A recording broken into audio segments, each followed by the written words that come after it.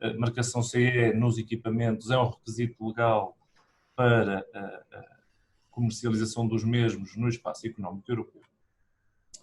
O IEP há muito que está ligado a estas questões normativas. Como vocês sabem, o IEP já tem quase 40 anos de vida.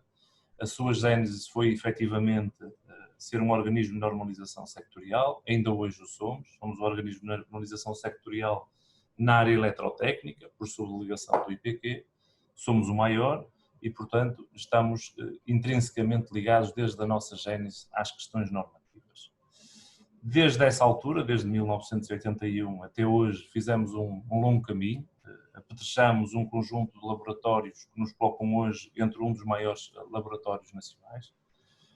Estamos acreditados a nível nacional e internacional para dezenas e dezenas de normas, não só na área eletrotécnica, mas na área da acústica, da compatibilidade eletromagnética, da metrologia, das fibras ópticas. Mas também vos queria dizer que o IEP, aos dias de hoje, é muito mais do que isso. E queria partilhar convosco, não queria deixar de o fazer, partilhar convosco aquilo que temos feito e o caminho que temos trilhado. Nós, nos últimos 4 anos, conseguimos crescer cerca de 87% em volume de negócios e criamos mais de 100 postos de trabalho na nossa organização. Aos dias de hoje, o IEP conta com mais de 200 colaboradores e uma faturação na prestação de serviços na ordem dos 8 milhões de euros. Estamos igualmente acreditados, como dizia, a nível nacional e internacional nos laboratórios, mas também estamos enquanto organismo de inspeção e estamos certificados no âmbito da qualidade, da segurança e do ambiente. O ano passado, mais ou menos por esta altura, mais uns meses para a frente, tivemos ainda a honra de ser reconhecidos pelo Estado português como um centro de interface tecnológico, que é uma categoria atribuída às entidades que o Estado reconhece serem capazes de fazer a transposição da tecnologia que é gerada nas universidades para as empresas, para o mercado. Portanto, um desígnio que está atribuído apenas a 31 entidades a nível nacional, sendo que apenas 2 têm caráter privado, ou seja, todas as outras são entidades ligadas às universidades, spin-offs das universidades e desse tipo de organizações que vocês todos conhecem. Acho que temos feito, como veem por estes números, um caminho que, graças à enorme equipa que temos hoje a trabalhar connosco, temos feito um bom caminho. Penso que temos contribuído de forma ativa para o desenvolvimento das empresas que connosco trabalham, dos nossos parceiros. Penso que temos contribuído para o desenvolvimento tecnológico de muitos produtos que por aqui passaram e passam todos os dias. E estamos cientes e estamos esperançados que também convosco, aqueles que ainda não são nossos clientes ou nossos parceiros, possamos também trilhar um caminho de sucesso e ajudar-vos naquilo que sejam as vossas necessidades, quer a nível da marcação CE, a nível da certificação de produtos, a nível de desenvolvimento de produtos. A mensagem que vos queria deixar é que efetivamente podem contar connosco para aquilo que forem as vossas necessidades. Estamos aqui para colaborar convosco. A nossa relação, nomeadamente com os fabricantes, é de uma parceria que permita um crescimento de ambas as partes. E, por fim, despedir-me e dizer-vos que vos desejo um excelente webinar, que o mesmo contribua e corresponda às vossas expectativas e que na próxima vez que organizemos possamos voltar a contar convosco. Da parte do IEP, estamos sempre disponíveis para vos atender, para responder às vossas necessidades.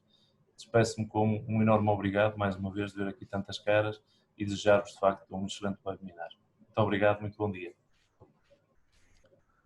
Muito bom dia. Muito bom dia a todos. Quero agradecer a vossa presença neste webinar dedicado à marcação CE e, em particular, ao IEP, na pessoa do engenheiro Jorge Serra. E muito obrigado, desde já, pelas suas palavras de incentivo e de colaboração. Nunca como agora foi importante a formação nas diferentes áreas. A pandemia que está a passar por nós é também uma oportunidade para melhorarmos as nossas competências técnicas de uma forma simples, como é esta, através do Zoom. Este é o primeiro de uma série de webinars que vão ser promovidos pela IPI e alguns deles, com certeza, e contamos com a colaboração do IEP. Contamos com a vossa presença em todos eles e esperamos que os assuntos a ser tratados possam ser úteis a todos os presentes. Eu iria passar a palavra ao engenheiro Paulo Cabral para dar início a este webinar, pois é para isso que estamos aqui e não tanto para me ouvir a mim. Se o engenheiro Paulo Cabral fizer o favor. Muito obrigado, Sr. Engenheiro. Vamos então dar início à apresentação sobre os requisitos legais e normativos para a posição da marcação CE nos apoios de iluminação. A estrutura desta primeira parte da apresentação tem a ver com a apresentação do que é a marcação CE, como é que se chega lá, desde as diretivas europeias, passando pelas normas harmonizadas até aos passos necessários para conseguir pôr a marcação CE nos produtos, e de passagem também uma pequena referência ao que é a certificação de produtos e qual a sua diferença relativamente à marcação CE. Bom, o Dr. Jorge Serra já fez uma apresentação daquilo que é o IEP, portanto não vou estar a repetir o que já foi dito, só novamente frisar que o IEP existe para dar apoio à indústria, particularmente à indústria elétrica e eletrónica, onde se insere o setor da iluminação, e portanto estamos inteiramente disponíveis para vos ajudar naquilo que for entendido que é necessário.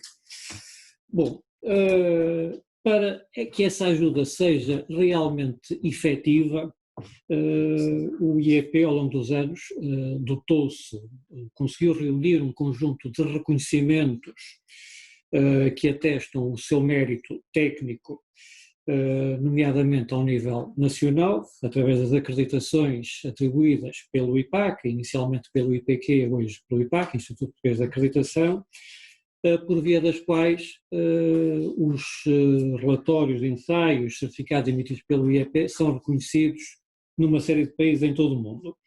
Para além desse reconhecimento por via das acreditações, o IEP possui também um outro conjunto de reconhecimentos, que esses são específicos do setor eletrotécnico, e que são, no caso da Europa, a ETICS, que gera um conjunto de marcas, das quais destaco a CCL, Sengleck Certification Agreement, e ao nível internacional a ISEE, que gera um esquema de certificação bem conhecido, que é o CB Scheme, que quer num caso na Europa, quer no outro caso, na ISEE, estes reconhecimentos permitem aos fabricantes portugueses, uma vez obtida uma marca de qualidade, uma marca de certificação em Portugal por via de ensaios feitos no laboratório do IEP, permitem, dizia, a esses fabricantes ter acesso a marcas de certificação ou marcas de qualidade em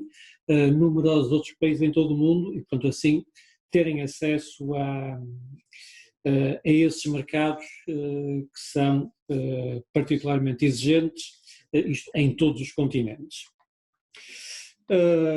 Bom, e ao falar em certificação e neste âmbito da marcação CE, não queria deixar de fazer aqui uma distinção entre o que é a certificação de produto, neste caso, produtos de iluminação, e o que é a marcação CE desses mesmos produtos.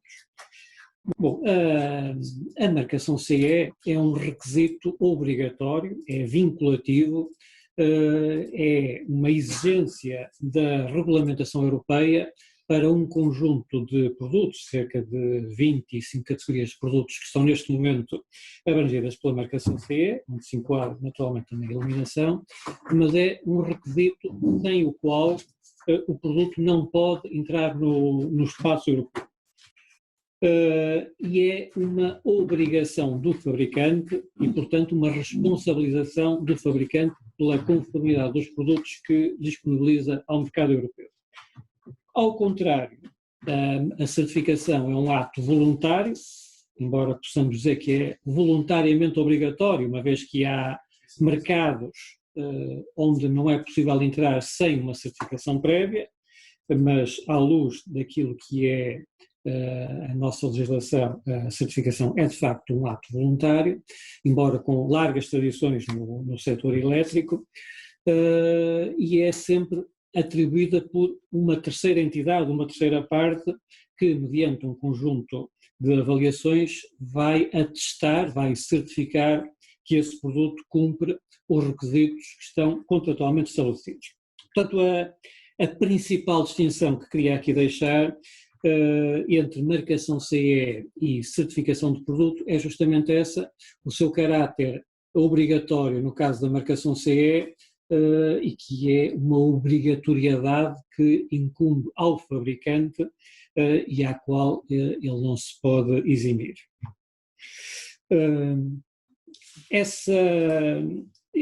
Essas duas ações, esses dois rótulos, chamamos assim, a marcação CE e a certificação de produto, são genericamente designadas como avaliação da conformidade. A conformidade, neste caso, será com normas, com especificações técnicas de referência que são aceitos consensualmente e que são produzidas por organismos nacionais, europeus ou internacionais de normalização e com base nas quais é atestada essa conformidade. Conformidade essa que ao longo dos anos tem vindo a evoluir nos seus âmbitos. Inicialmente o foco era na segurança, entendendo-se por segurança tudo aquilo que de alguma forma pode comprometer a utilização do produto de uma forma segura por pessoas, ou a inserção do produto numa instalação. Isso tem a ver em grande parte com aspectos elétricos. Todos nós sabemos que a eletricidade pode ser perigosa se mal utilizada, mas não só, também tem a ver com aspectos de natureza mecânica, intermutabilidade, com aspectos que têm a ver com a reação ao fogo, a não propagação da chama, a não inflamabilidade. Tudo isso são aspectos que se enquadram no capítulo da segurança. Ao longo dos anos, esses requisitos foram evoluindo, deu-se uma progressão para acompanhar também as necessidades da tecnologia e é assim que, a certa altura, começamos a exigir também a avaliação da conformidade no que se refere aos efeitos fotobiológicos. Isto foi particularmente sensível a partir do momento em que se generalizou a utilização de fontes de luz não tradicionais, como as velhinhas lâmpadas de incandescência, hoje descontinuadas, mas particularmente com a iluminação por LED, este aspecto ganhou particular importância. Também aspectos relacionados com a interferência entre equipamentos, e aqui entramos no domínio da compatibilidade eletromagnética, que passou a ser também uma exigência para este tipo de produtos, e com a crescente preocupação com aspectos ambientais e com aspectos de eficiência, também as questões relacionadas com ecodesign, com eficiência energética, com a não utilização de substâncias perigosas que noutros tempos eram comuns em materiais elétricos, tudo isso passou a fazer parte dos requisitos para colocação no mercado, ou garantir esses requisitos antes da colocação no mercado, nomeadamente no que se refere à marcação CE, isto no caso do espaço europeu. Portanto, podemos assim dizer que a marcação CE, neste caso, mas também a certificação, constitui um passaporte que permite a um produto ser colocado no mercado, entenda-se aqui em mercado, tanto a nível nacional como a nível europeu ou a nível internacional. Essa certificação, no caso da certificação de produto, ou essa marcação CE, no caso do espaço europeu, constitui a forma de o produto poder legalmente entrar no mercado, assumindo, naturalmente, o fabricante todas as responsabilidades que lhe incumbem pelo facto de estar a colocar um produto que disse que estava conforme com os requisitos aplicáveis. Dito isto, temos que ter em conta que a avaliação da conformidade não é uma brincadeira, não é uma coisa que se faça ou que se deva fazer de ânimo leve, quer pelas consequências que traz para o fabricante, uma declaração UE, uma marcação CE, por exemplo, apostas indevidamente trazem consequências do ponto de vista legal, e também porque essa avaliação, quando mal feita, vai colocar em risco pessoas, bens, instalações, e, portanto, deve ser feita de uma forma cuidada, competente e profissional. Isto, no caso da segurança, como disse, é a vertente mais tradicional, ou mais antiga na avaliação da conformidade, mas também nos outros aspectos que, como há pouco referi, têm vindo progressivamente a acompanhar as exigências a nível de colocação no mercado. E é assim que, por exemplo, hoje temos uma grande preocupação com a compatibilidade eletromagnética, porque cada vez mais vivemos imersos em equipamentos e em ambientes em que tudo comunica com tudo, cada vez mais vivemos no mundo da IoT, ou da Internet das Coisas, e, portanto, é perfeitamente natural que um aparelho elétrico, nomeadamente um aparelho de iluminação, seja controlado remotamente, comunique à distância, seja por cabelagem, seja por sinais sem fios, com outros equipamentos de gestão da energia na habitação ou na empresa, para transmitir informação relacionada com um conjunto de outros parâmetros na sua envolvente física, e, portanto, tudo isso requer um convívio, uma convivência harmoniosa entre equipamentos, de maneira a que todos se possam comportar de uma forma previsível e sem colocar em perigo os outros equipamentos e, consequentemente, as instalações e as pessoas, e também sem originar comportamentos ou funcionamentos imprevistos e indesejáveis. Bom, passando então agora à forma como deve decorrer a marcação CE, que, como disse, é um requisito para a colocação de produtos no mercado europeu. A marcação CE enquadra-se num conjunto de legislação comunitária, constituída por uma decisão 768 e dois regulamentos, o regulamento 764 e o regulamento 765, que desde 2008 enquadra a colocação de produtos no espaço europeu. Destes três diplomas, saliento o regulamento 765, que é aquele que estabelece as regras quer para a marcação CE, quer para a fiscalização do mercado e para a acreditação de entidades, que este triângulo, digamos assim, vai funcionar de uma forma articulada entre Estados-membros, de maneira a garantir a segurança e os demais requisitos colocados aos produtos neste contexto.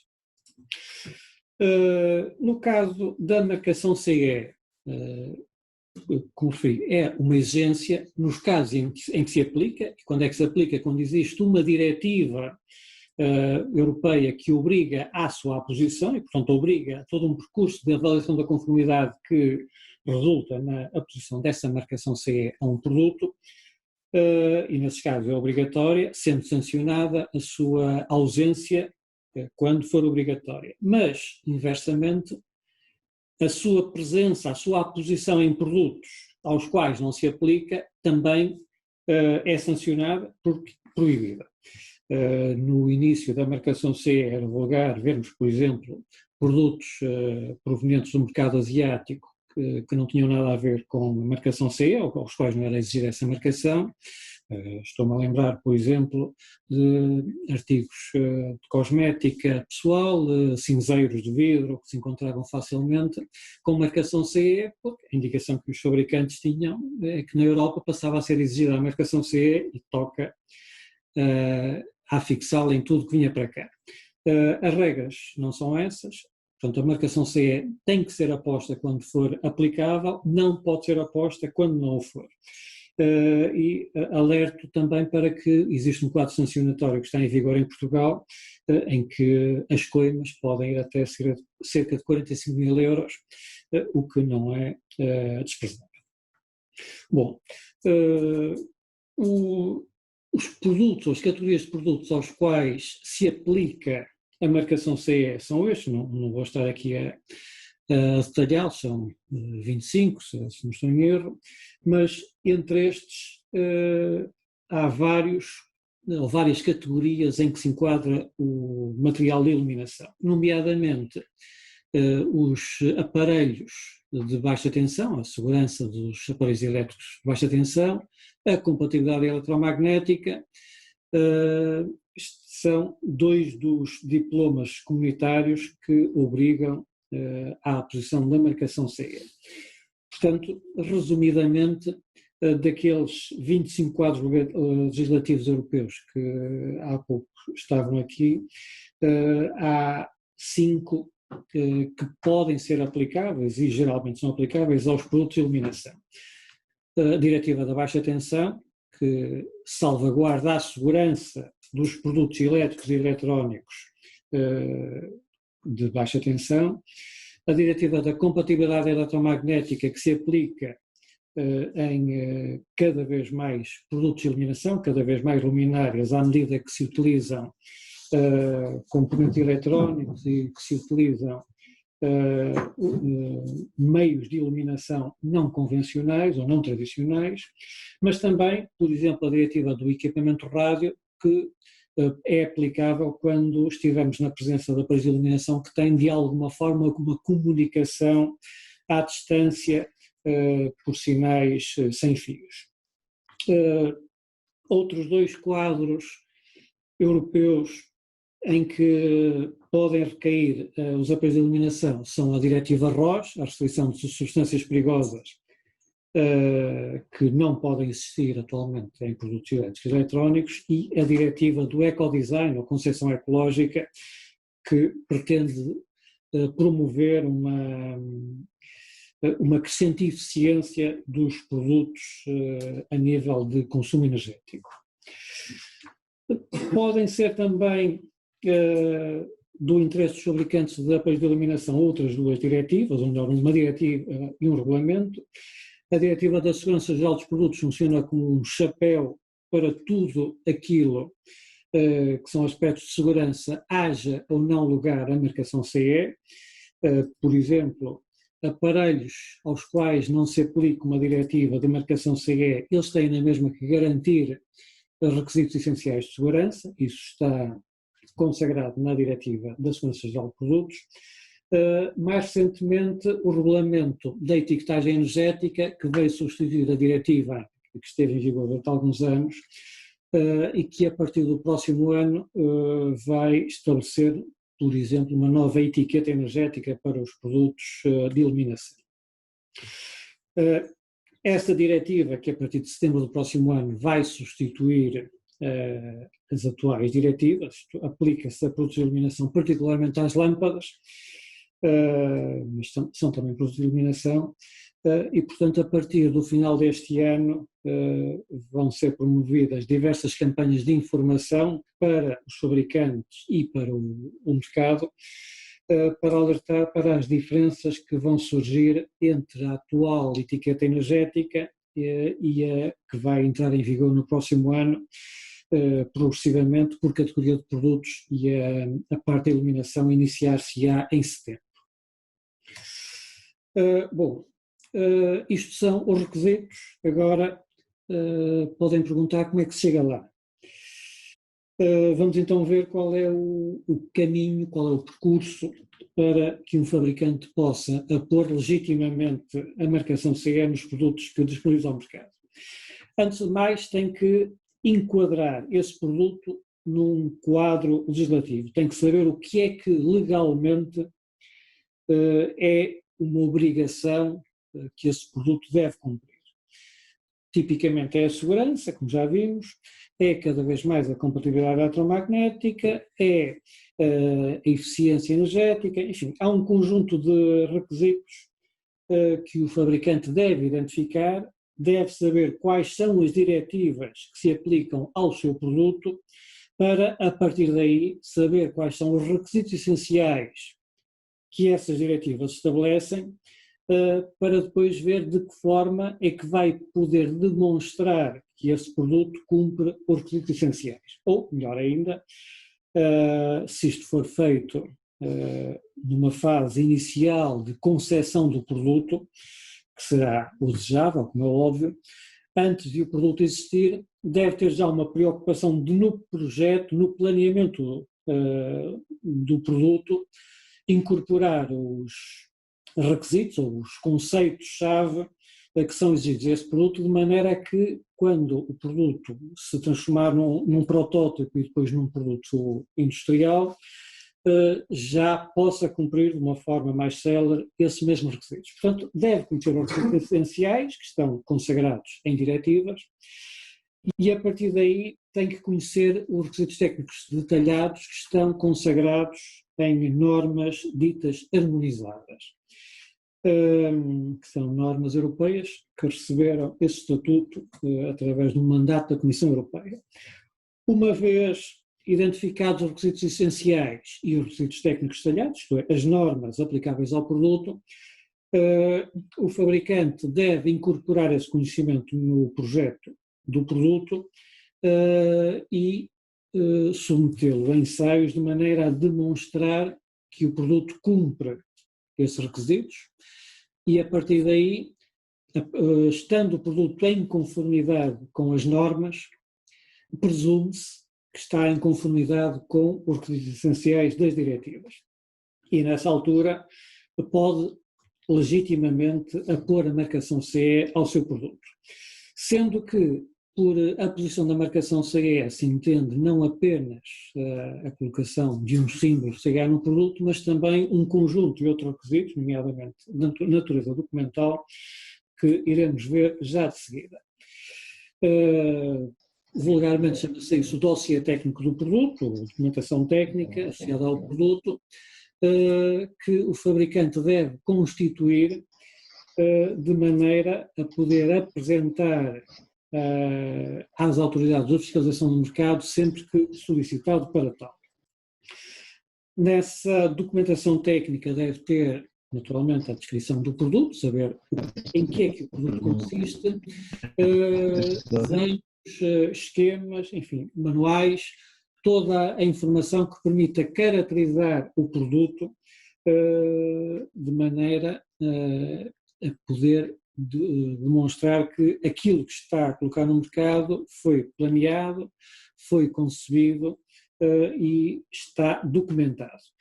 Para além dessa informação específica do produto, deve ter também os relatórios de ensaio, os certificados dos componentes, cálculos, projetos, enfim, toda a informação que permita demonstrar os passos que deu para se assegurar de que o produto cumpre os requisitos essenciais das diretivas e cumpre os requisitos técnicos das normas harmonizadas.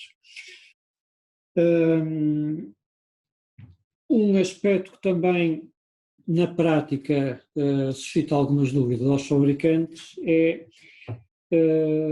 a emissão da declaração UE, que noutros tempos se chamava declaração CE, hoje em dia é a declaração UE de conformidade, que faz parte da posição da marcação CE. Eu referi há pouco que a posição da marcação CE não se resume a fixar um símbolo com um C e um E no produto, inclui também a documentação, e essa documentação, para além do dossiê técnico do produto que acabei de referir, inclui também uma declaração UE que, numas diretivas, deve acompanhar o produto, noutras pode estar disponível num site do fabricante, noutras ainda só terá que ser disponibilizado a pedido.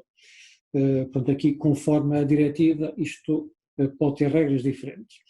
Mas o facto de poder haver várias diretivas, vários quadros legislativos aplicáveis ao mesmo produto, leva muitas vezes os fabricantes a terem dúvidas sobre que declaração o é, ou que declarações o é que deve emitir. É uma por diretiva? Não. Noutros tempos foi assim, hoje em dia as declarações UE dizem respeito ao produto e se a esse produto se aplicarem várias diretivas, deve ser emitida uma única diretiva que abrange todos os requisitos que fazem parte da marcação CE, todas as diretivas, todas as normas harmonizadas devem ser mencionadas nessa mesma declaração UE. Cada diretiva estabelece aquilo que a declaração UE deve conter e quais as condições para a sua emissão e, por exemplo, a diretiva da baixa tensão refere que o produto deve, a declaração UE deve identificar o produto, deve identificar o fabricante ou o seu mandatário, por exemplo, um fabricante extracomunitário poderá ter um mandatário no espaço europeu, tipicamente será um advogado ou um escritório de representação legal, uma nota a dizer que a declaração é emitida sob a exclusiva responsabilidade do fabricante, que é um aspecto importante, é uma autorresponsabilização do fabricante por aquilo que está a colocar no mercado, identificar o produto, identificar as diretivas, identificar as normas que lhe permitem declarar a conformidade e ter elementos de contacto, incluindo a identificação da pessoa que se atravessa, entre aspas, pela emissão dessa declaração. Portanto, o nome, o título no qual a pessoa emite essa declaração e a sua assinatura, de maneira a que possa ser responsabilizável em caso de haver algum problema com aquele produto. Um exemplo retirado do site da Comissão Europeia que refere os vários itens que uma declaração UE de conformidade deve conter. Bom, já que falo no site da Comissão Europeia, também uma nota muito breve para referir que esse deve ser o ponto de partida para um fabricante se informar sobre aquilo que tem que cumprir em matéria regulamentar e em matéria normativa. O site da DG Gross da Comissão Europeia tem uma área que é muito fácil de utilizar e onde se pode fazer uma pesquisa, quer por categoria de produto, quer por país ou por organismo de avaliação da conformidade, e nessa página da Comissão Europeia tem toda a informação relativa à marcação CE que pode interessar neste contexto. Eu há pouco referi normas harmonizadas. Normas harmonizadas não são quaisquer normas, nem são todas as normas europeias. Uma norma europeia é uma norma emitida por um organismo de normalização europeu, o CEN, o CENELEC ou o ETSI, mas dessas só são normas harmonizadas as que foram emitidas como consequência de um mandato conferido pela Comissão Europeia aos organismos de normalização. E são essas as normas que vão permitir a presunção de conformidade com as diretivas. Essas normas harmonizadas têm a sua lista atualizada periodicamente no site da Comissão Europeia. Podem consultar a qualquer momento aquilo que está em vigor, de maneira a poderem saber que normas é que devem aplicar no caso de terem dúvidas relativamente a isso. Portanto, aqui no site da Comissão Europeia encontram por diretiva, portanto, para cada uma das diretivas de marcação CE, encontram essa informação em que, para além de terem links para o Jornal Oficial da União Europeia, onde foi feita essa publicação da lista de normas harmonizadas, encontram também uma lista atualizada com todas as normas harmonizadas, quer sob a forma de um documento PDF, quer especialmente sob a forma de um ficheiro Excel, o que será provavelmente mais fácil para consultar ou para pesquisar pelo nome do produto, ou pela norma, ou pela edição, ou pela diretiva. Muito facilmente consegue identificar a partir daqui quais são as normas harmonizadas que conferem presunção da conformidade com aquele produto em particular. Bom, isto relativamente ao espaço europeu. Relativamente a outros mercados, uma abordagem muito breve, aí já não se aplica a marcação CE, mas tendo em conta que as normas que a Europa utiliza são, na maior parte dos casos, idênticas ou muito semelhantes às normas em vigor internacionalmente, a marcação CE poderá ser um bom ponto de partida para acesso a outros mercados. Aí, cada mercado será um caso particular. O mercado norte-americano é uma coisa, o mercado brasileiro é outra, o mercado árabe é outro, o mercado sul-americano, tirando o Brasil, ou o mercado da Nova Zelândia, ou o mercado da Austrália, tem requisitos específicos, não vamos agora estar aqui a detalhar isso, mas o tal passaporte que referi há bocadinho, também aqui pode ser uma grande vantagem. Isto porque, graças aos acordos de reconhecimento mútuo em que o IEP participa, nomeadamente o acordo CB da ISEE, que é um acordo internacional em que participam países de todos os continentes, permite que, uma vez obtida uma marca de certificação no país de origem, neste caso em Portugal, o fabricante tenha acesso a marcas de certificação que são exigidas em muitos outros países. E, portanto, em vez de estar a repetir o processo de certificação em N países a que quer ter acesso, pode fazê-lo uma vez e, a partir daí, por via meramente administrativa, ter acesso, por exemplo, a marcas de certificação na Austrália, ou marcas de certificação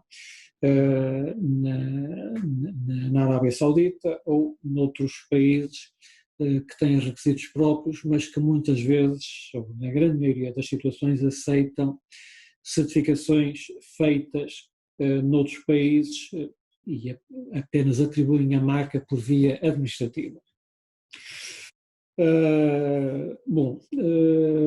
Para finalizar, uma nota sobre normalização, uma vez que todos estes requisitos, como eu referi por diversas vezes, assentam nas normas, no caso da marcação CE, normas harmonizadas, no caso das certificações, normas internacionais, mas uma breve referência à normalização e ao fluxo de informação existente e de que forma é que podem ter acesso a essa informação.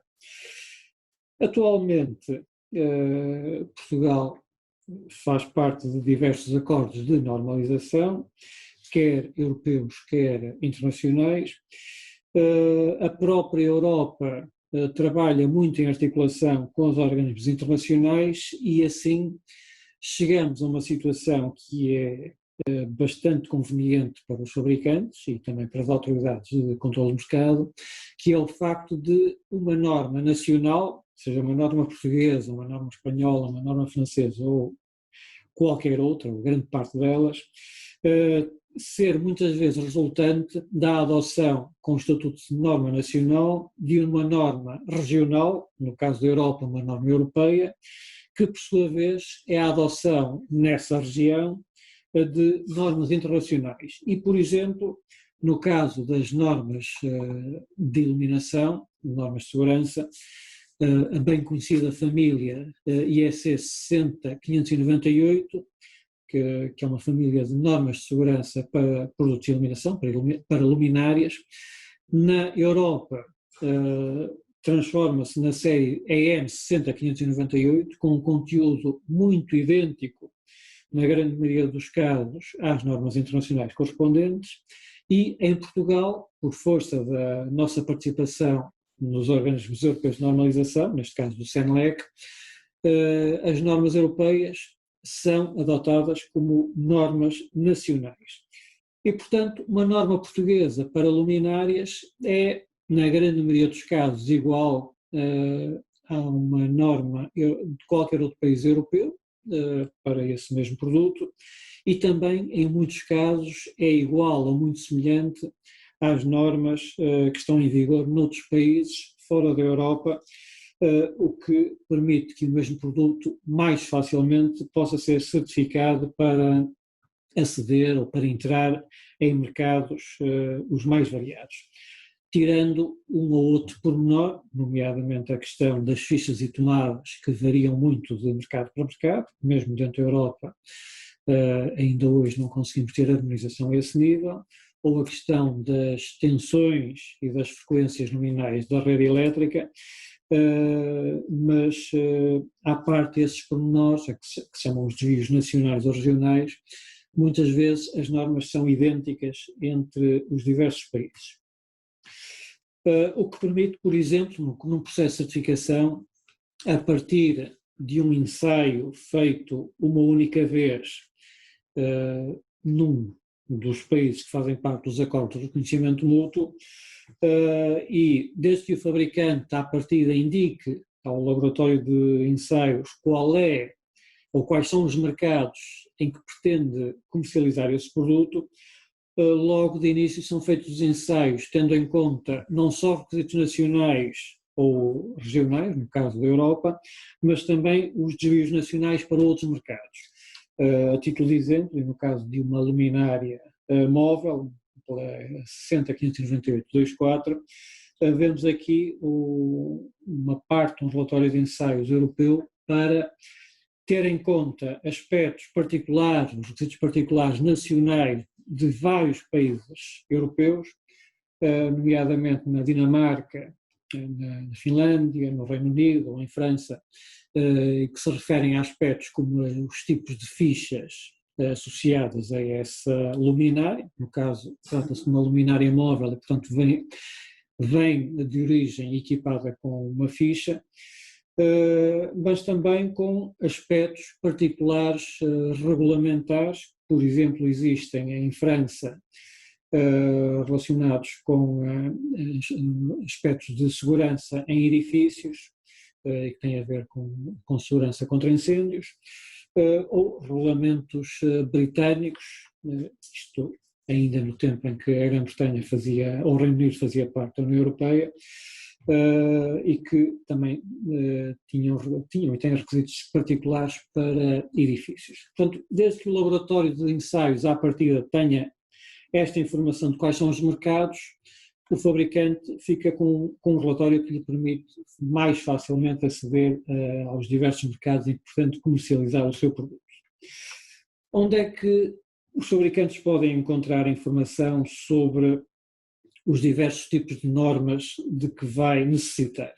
No caso das normas internacionais do setor elétrico, tem o site da IEC, a Comissão Eletrotécnica Internacional, em que a pesquisa pode ser feita por comissão técnica. Neste caso estamos aqui a ver a subcomissão 34, que é específica para aparelhos de iluminação. Pode pesquisar por produto, pode pesquisar por norma, enfim, tem um mecanismo de pesquisa bastante robusto e bastante abrangente, e a partir daí pode encontrar a informação de que necessita muito facilmente.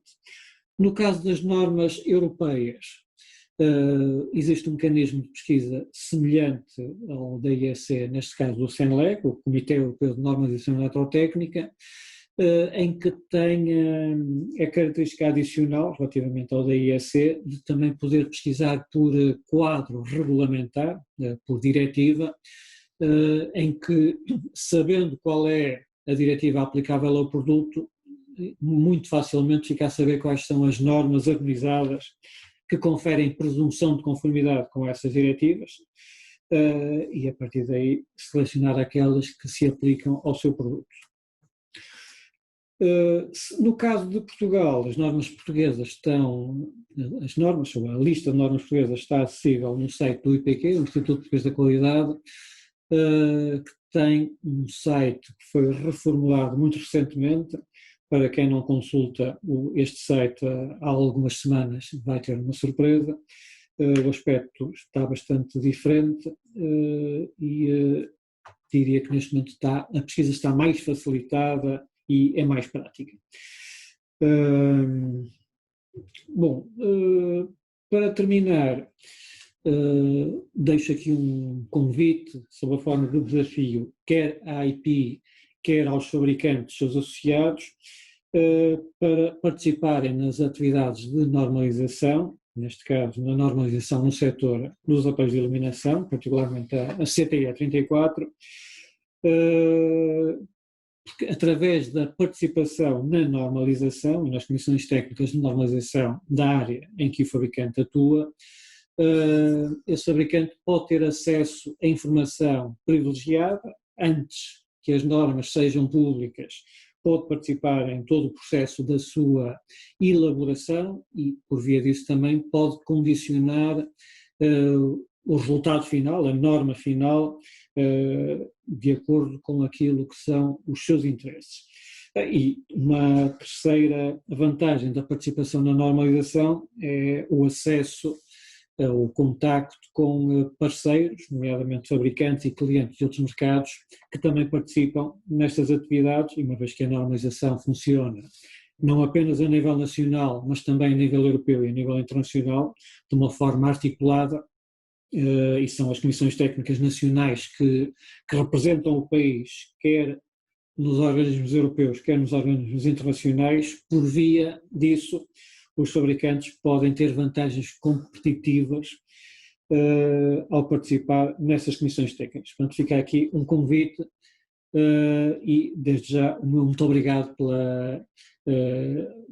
pela vossa paciência em assistir a esta apresentação. Muito obrigado, e a passar agora a palavra ao Gerente Diogo Cardoso, que vos vai falar sobre aspectos técnicos mais específicos relacionados com aquilo que acabei de referir.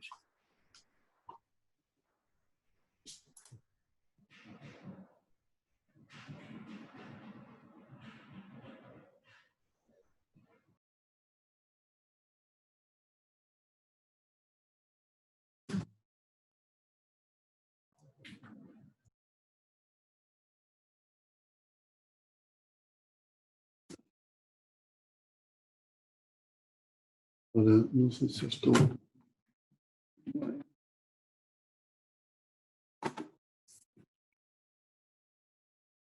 É só ativar o som.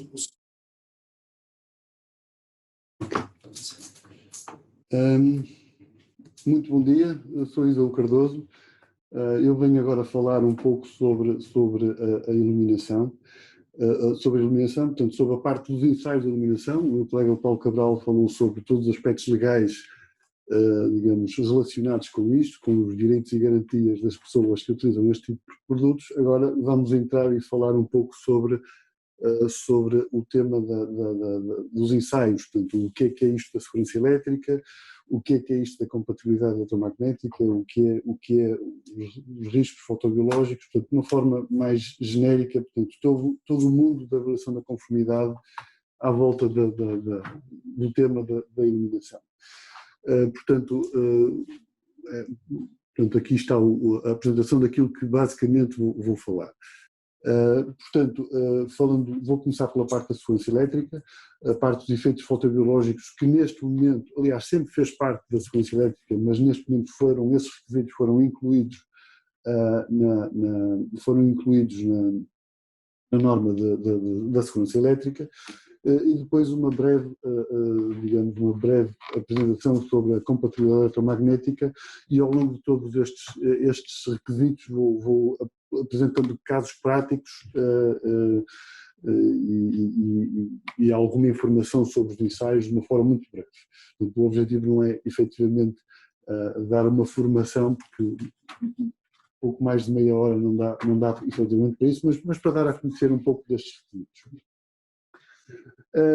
Falando um pouco sobre a iluminação e sobre as normas que estão associadas, o Paulo Cabral já falou sobre as normas harmonizadas, e já agora, antes de entrar aqui no tema das normas, se a área que tem estes últimos anos sofrido uma grande evolução, falámos do IoT, falámos das tecnologias de informação, tudo isso, mas de facto a evolução na iluminação tem sido bastante significativa. Em poucos anos nós evoluímos da tradicional lâmpada de incandescência e da fluorescente para outras formas outras fontes de luz, o que de facto constituiu um desafio muito grande para as próprias normas, que tiveram que se adaptar a estas novas tecnologias, para os fabricantes que entraram numa tecnologia muito mais evoluída, e pronto, e todos beneficiamos de toda esta tecnologia, de toda esta evolução tecnológica. Pronto, continuamos a ter as tradicionais normas a 60598-1, portanto a norma genérica, que depois temos várias normas particulares, por exemplo a iluminação fixa, a parte 2.1, a iluminação móvel, a parte 2.4, a parte 2.3 para a iluminação pública. Portanto, essa estrutura, digamos, esse invólucro, digamos assim, a norma-mãe continua mesmo. Agora, o que houve de facto foi ao nível interno, houve uma evolução muito grande, e aí passamos dos tradicionais balastros indutivos para agora uma nova norma mais englobante, digamos assim, que é a 61347, e que depois para cada tipo de balastros temos então portanto, para a parte dos balastros iluminação LED temos a 61347-213 e por aí fora. Portanto, temos logo aqui uma primeira grande evolução, que é o motor da nossa fonte de luz. Depois também, portanto, foi uma nova norma que apareceu com esta evolução, que são os módulos de LED, que são, digamos, disponibilizados no mercado de forma independente, e por esse motivo também foi necessário, ou foi conveniente, criar uma norma específica para o módulo de LEDs, que é a 62031. Também o mercado das lâmpadas e todo o produto de lâmpadas também evoluiu bastante. As lâmpadas mais antigas, embora já tecnologicamente mais evoluídas que a lâmpada, que as lâmpadas fluorescentes não balastradas, portanto as lâmpadas fluorescentes autobalastradas, os LEDs, lâmpadas LED autobalastradas, que é 62560, e as lâmpadas de casquilho duplo LED 62776, digamos. Este é o conjunto de normas, diria, que há mais normas e só dentro da 60598 existe um conjunto particular de normas bastante alargado, mas eu diria que de uma forma geral estas são as principais normas que constituem, digamos, os principais conjuntos de uma iluminação, de uma luminária. O que é que eu venho falar sobre a parte da segurança elétrica? Portanto, eu não vou falar, a norma tem bastantes secções, cada secção tem o seu tema específico, sem falar depois dos anexos, em que temos por vezes anexos que quase são uma norma por si só.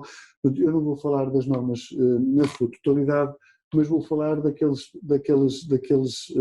aspectos que, de uma forma mais ou menos sistemática, constituem, digamos, aqueles problemas mais comuns, digamos assim. E o facto de serem mais comuns também não significa que sejam mais complexos de resolver, são apenas, efetivamente, os mais comuns. Portanto, vou falar dos componentes, das marcações e instruções, da proteção contra choques elétricos, uma breve introdução à proteção contra choques elétricos, depois um pouco sobre a rigidez elétrica e resistência de isolamento, vou falar especificamente da rigidez elétrica, muito brevemente sobre os aquecimentos, resistência ao calor e ao fogo, índices de proteção, IPs e capas, e alguns pormenores construtivos.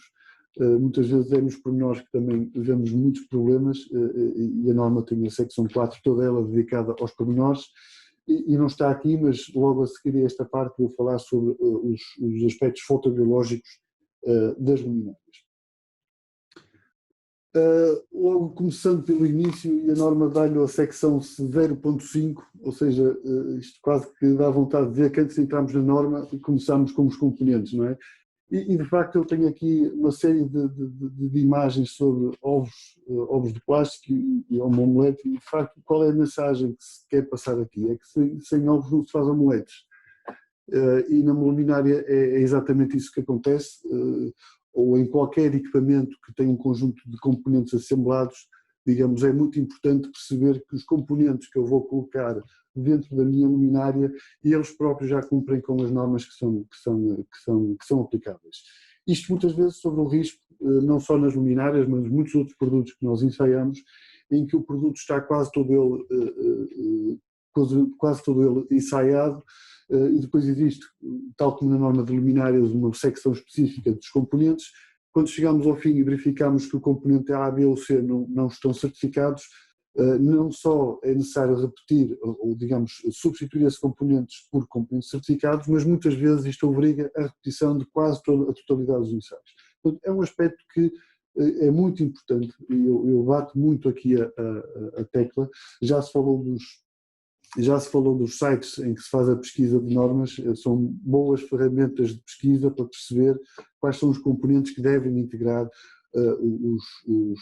os componentes que devem integrar a luminária. Não basta terem a marcação CE quando se fala de componentes certificados, é importante ter o respectivo certificado de conformidade ou declaração UE de conformidade, para termos a garantia que efetivamente esses componentes estão ou não estão certificados. Depois, em função, isto falando da norma é sempre a mesma, mas de facto há certos organismos de certificação em que a aceitação de componentes certificados pode ser diferente. Por exemplo, se eu estiver a fazer uma certificação CB, apenas são aceitos certificados CBs ou de acordo com alguns requisitos de alguns sistemas de certificação. Se for para outros sistemas de certificação, noutros países, SASO e outros sistemas, digamos que esses próprios sistemas de certificação têm regras para a aceitação de componentes. Portanto, isto não é um trabalho meramente ou eminentemente técnico, digamos assim, de construção da luminária, mas digamos, é um pormenor, eu perco algum tempo aqui, porque é de facto bastante importante. É um aspecto muito importante nos ensaios, é garantir que todos os componentes que estão integrados são certificados e que têm, digamos, documentos válidos que atestam essa conformidade. Outro aspecto que costuma ser, digamos, também outro dos top mais das não conformidades são de facto as marcações. A secção 3.2 estabelece quais são as marcações que devem estar na luminária. Ela está dividida basicamente em 3 grupos. As marcações que devem ser observadas a quando da substituição de um componente, aqui estou-me a referir à lâmpada. Normalmente, quando substituir as lâmpadas, vem que tem sempre lá qual é a potência e qual é o tipo de suporte. Quando existe um fusível interno substituível acessível pelo utilizador, ele também deve ter uma marcação junta. Portanto, no fundo, as marcações que são, digamos, utilizadas para a substituição de componentes. É o primeiro grupo. O segundo grupo são as marcações a quando da instalação da luminária, e aqui devemos ter aquela nossa tradicional placa de características, em que temos a marca, a tensão estipulada, o símbolo de classe 2 quando a luminária é de classe 2, nas de classe 1 não é utilizado, o nome, portanto a referência da luminária, a potência estipulada, a símbolo de natureza de corrente, o IP específico, o índice de proteção quando diferente de 20 e a identificação dos terminais de ligação. Ou seja, saber qual é o terminal de terra, ou de fase e de neutro, quando aplicável. Aquelas que devem estar sempre visíveis fazem parte do último grupo das marcações. Estamos aqui a falar fundamentalmente daquelas que são necessárias para operar com a luminária, portanto os meios de ondulação, por exemplo, e agora mais recentemente com a introdução da tecnologia LED e quando aplicável, quando existe de facto um risco de fotobiológico associado, a indicação de não olhar fixamente, portanto a indicação de que é uma fonte de luz perigosa e que devemos ter alguns cuidados. As marcações, digamos, não basta só marcar a nossa luminária, todas as marcações são também sujeitas a um conjunto de ensaios, não só do seu conteúdo, mas também elas devem permanecer indeléveis durante todo o período, digamos, de vida da nossa luminária. E por isso mesmo, todas as marcações, não só nas luminárias, mas todos os produtos elétricos, são sujeitos a este ensaio, que basicamente se esfrega 15 segundos com hexano, gasolina ou um produto semelhante é mais severo que o hexano, portanto se passar com gasolina também passa com hexano, e depois de passar com hexano, então passamos com água, limpamos, e as marcações não devem ter, digamos, o aspecto que se vê neste caso aqui. Alguns exemplos de algumas marcações. Vemos aqui, por exemplo, a marcação que eu tinha referido há bocado, na parte da esquerda, a marcação digamos, da potência e do tipo de suporte utilizado. No lado direito vemos uma marcação em que temos um IP20 marcado, temos um símbolo de terra, temos depois uma série de identificações. Eu retirei naturalmente as identificações de fabricantes e das referências, e aquilo que pudesse identificar o fabricante, mas no lado de cima o que é que temos? Temos informação que não é aplicável. Temos, por exemplo, a classe, o símbolo de terra, provavelmente o fabricante que queria dizer aqui que a luminária é da classe 1, mas as luminárias de classe 1 não têm qualquer tipo de marcação, assim como o IP20 também não deveria estar marcado. Portanto, tanto está errado numa marcação ter informação a menos, como está errado ter informação a mais. Neste caso, digamos, esta placa de características peca por informação a mais. A placa de baixo está correta, portanto temos a referência, temos o tipo de suporte, temos a tensão, a natureza da corrente, a frequência e a potência, e neste caso o símbolo de classe 2, portanto, o que diz, portanto, que significa que é uma luminária que não tem utilização da Terra e que tem um duplo isolamento, como vamos ver a seguir. Falando agora sobre a proteção contra choques elétricos, eu costumo apresentar este slide, não é só aplicável na parte da segurança elétrica ou da proteção contra choques elétricos, mas é aplicável em todos os aspectos da segurança. Eu não sei se já leram os requisitos essenciais da diretiva, portanto todas as diretivas, como há bocado o Paulo estava a referir, digamos, têm princípios base, princípios essenciais, neste caso de segurança elétrica, e que na diretiva da baixa tensão estão descritos no anexo 1. Basicamente, o anexo 1 diz é que o produto tem que ser seguro, tem que ter as marcações que permitem uma utilização correta, tem que ser seguro em condições normais e em condições anormais. Claro que depois cabe, digamos, às comissões técnicas e aos fabricantes, juntamente com as comissões técnicas, digamos, materializar todos estes requisitos estratégicos, digamos assim, em requisitos concretos, palpáveis, que se possam implementar em laboratório. Mas este slide, digamos, traduz aquilo que é um aspecto essencial da segurança elétrica, que é: nós temos aquele que executa uma função, seja ela qual for, mas temos que ter alguma coisa que, caso essa função não deixe de funcionar, digamos, alguma coisa previne que o risco maior decorra dessa utilização. A imagem que eu tenho aqui do trapezista e da rede de trapézio é exatamente esse sentido. Quer dizer, normalmente ninguém está à espera que alguma coisa corra mal, mas quando alguma coisa corre mal temos que ter algum meio de salvação no nosso sistema. Neste caso vamos falar da nossa luminária e muito em particular o caso da segurança elétrica. O caso da segurança elétrica, digamos, quando falamos de segurança elétrica, estamos a falar de choques elétricos.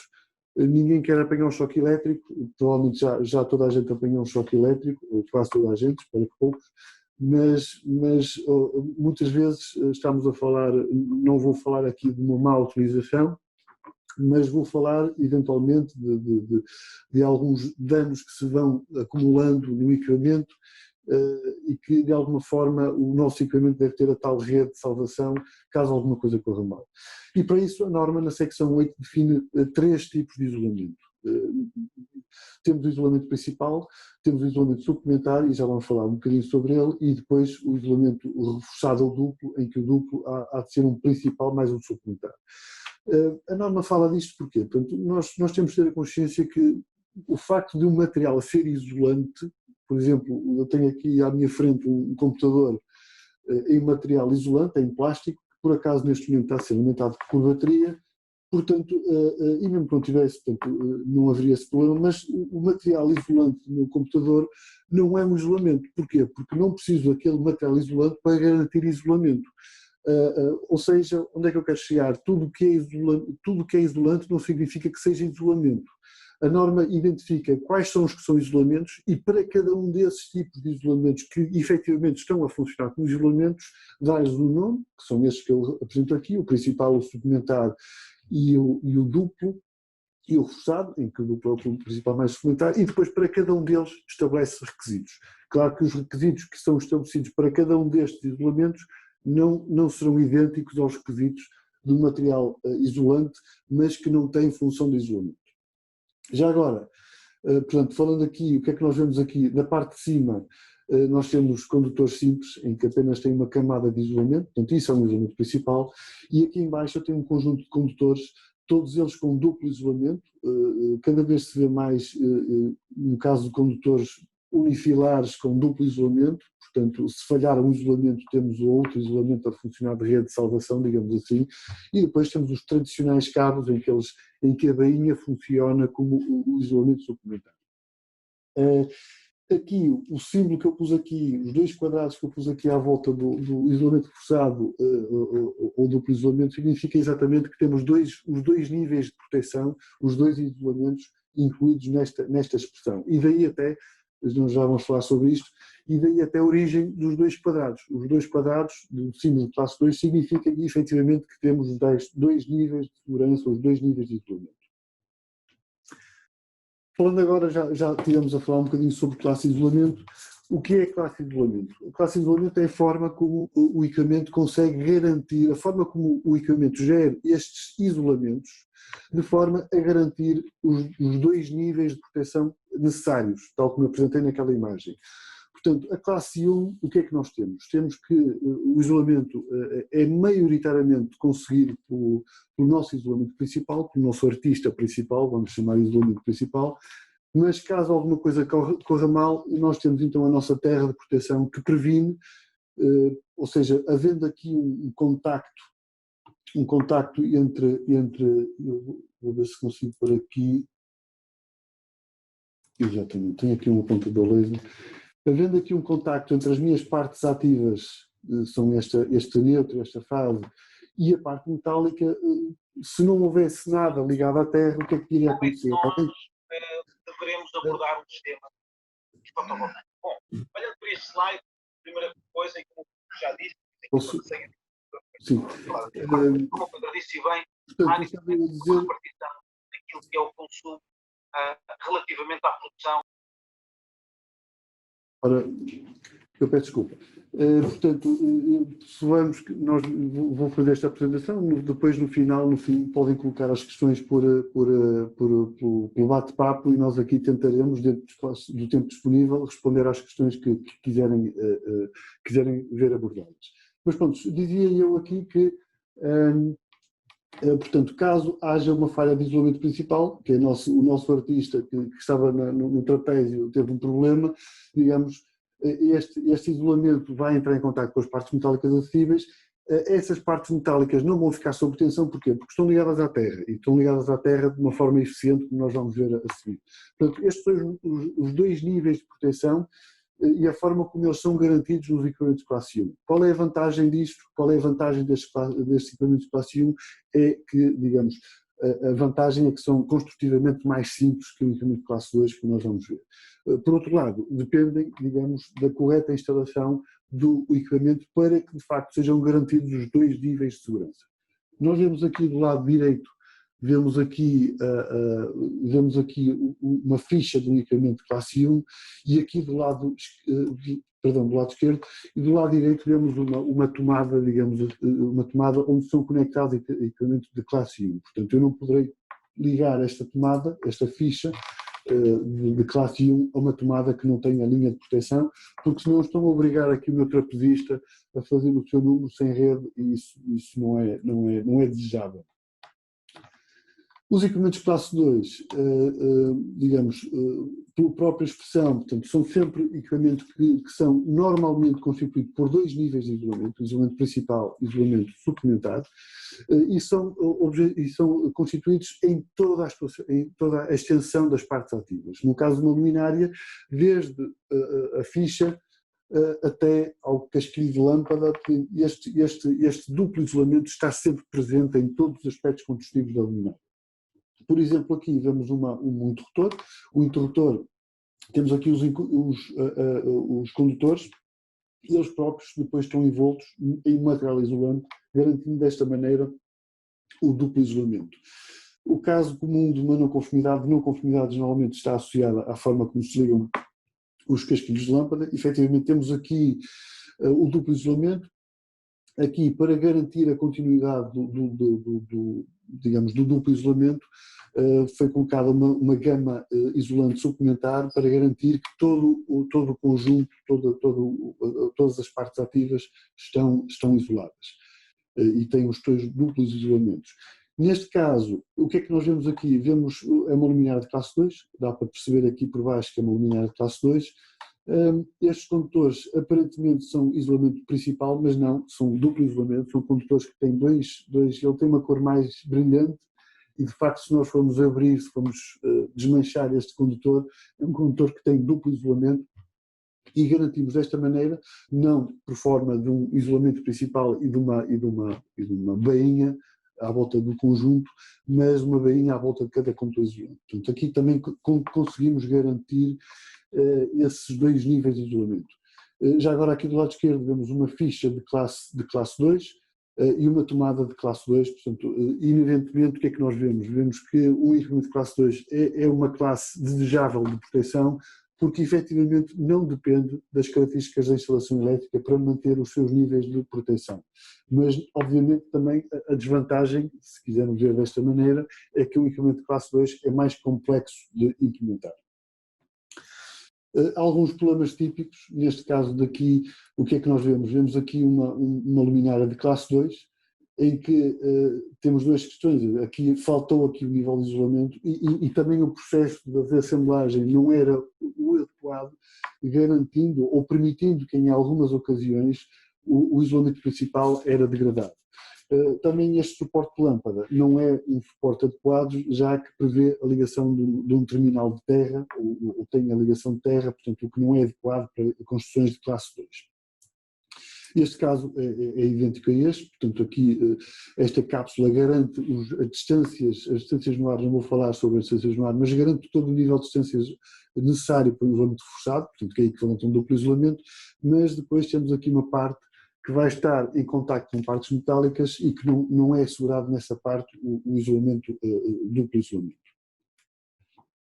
Outra situação que é muito habitual é de facto haver aqui o acesso, portanto, quando se fala de choque elétrico estamos a falar do acesso às partes ativas. E como é que nós fazemos o acesso às partes ativas? Como é que nós avaliamos? Não é com um dedo normal, exatamente as normas têm descrito o que é que são dedos, e neste caso o dedo de prova, que é muito semelhante ao calibre utilizado para o IP20, mas este de prova não pode tocar, digamos, em isolamento principal. E porquê? Porque se esse isolamento principal falhar, então nessa situação vamos tocar em partes ativas. E neste caso, de facto, havia aqui por baixo desta coberta, digamos assim, conseguimos introduzir o dedo e ter acesso a partes, a isolamento principal, o que não corresponde a uma situação conforme. Por último, temos, cada vez mais se vê situações destas, temos aqui luminárias de classe 3, eu tenho aqui o transformador, mas o transformador não é da classe 3, portanto, neste caso o transformador é o próprio da classe 2, mas o que é da classe 3 é esta luminária. Esta luminária é uma luminária, neste caso alimentada por USB, poderia ser por outra fonte qualquer, mas é uma luminária alimentada por muito baixa tensão de segurança. Naturalmente, há certos aspectos que muitos fabricantes falam, ok, já fiz os ensaios de rigidez, então cumpre a classe 1, cumpre a classe 2, não, uma coisa não vive sem outra, eu tenho que avaliar construtivamente como é que é implementada a classe de isolamento 1 e a classe de isolamento 2, o que não invalida que no final eu tenha que fazer os ensaios de rigidez elétrica para testar os isolamentos principais, suplementar e reforçar, e já agora não vou testar os outros isolamentos se não tiverem estas funções de isolamento, portanto eu vou tentar, naturalmente o equipamento de classe 1 é constituído por isolamentos principais, logo vou testar com 1000 volts mais 2 vezes a tensão nominal e por aí fora. E já agora, portanto, o facto de fazer um ensaio de rigidez não significa que todos aqueles aspectos que eu falei há bocado estejam salvaguardados. Não, uma coisa não implica a outra, tenho que avaliar isto de uma forma independente. Eu não falo aqui da resistência de isolamento, mas a mesma regra se aplica para a resistência de isolamento. Por último, falando aqui um pouco sobre a segurança elétrica, quando nós temos um elemento de segurança, estou a pensar, por exemplo, no elevador ou de outra situação que é mais comumente conhecida, e esse elemento de segurança tem que ser à prova de tudo, digamos assim. E, de facto, se nós temos que nomear uma cabelagem a importância de uma cabelagem dentro de uma luminária, essa cabelagem num equipamento de classe 1, de facto, a principal é a cabelagem de proteção, é o circuito de terra de proteção. Esse circuito de terra de proteção tem que estar dimensionado, tem que estar instalado de forma conveniente, há aqui uma série de requisitos construtivos para que, digamos, essas conexões não se desapertem ao longo do tempo, mas também tem que ser sujeito a um ensaio de 10 amperes durante um minuto, em que a resistência nessas condições nunca poderá ser superior a 0,5 ohms. Portanto, temos que ter a nossa rede de salvação, tem que ser de facto uma rede de salvação bastante eficiente, muito mais do que qualquer outra. Falando agora um pouco sobre os ensaios de aquecimento, uma luminária é sujeita a ensaios de aquecimento e também de endurance, os dois são juntos num só ensaio, na secção 12. A luminária é deixada dentro de uma câmara, normalmente se não tiver uma temperatura ambiente especificada, a 35 graus, com uma tensão superior, 10% superior, e no final desses 10 dias ou 12 dias é feita uma avaliação de tudo quanto são isolamentos. Hoje em dia, digamos, as lâmpadas já são mais eficientes, ou seja, ao serem mais eficientes também aquecem menos, mas, digamos, em algumas situações isto ainda continua a ser crítico, e vemos aqui alguns exemplos de casquilhos de lâmpada que no final dos 12 dias apresentaram este aspecto e naturalmente isto constitui uma não conformidade. Portanto, não só avaliamos, fazemos uma inspeção visual dos isolamentos, mas também, se repararem nesta imagem do centro, tem aqui um conjunto de termopares e vamos avaliar se todo o conjunto de componentes estão dentro das temperaturas para as quais foram, digamos, foram programadas. No fundo, vamos ver se os ovos que colocamos aqui são apropriados para a nossa receita ou não. Pronto, e também é feito a quando deste ensaio.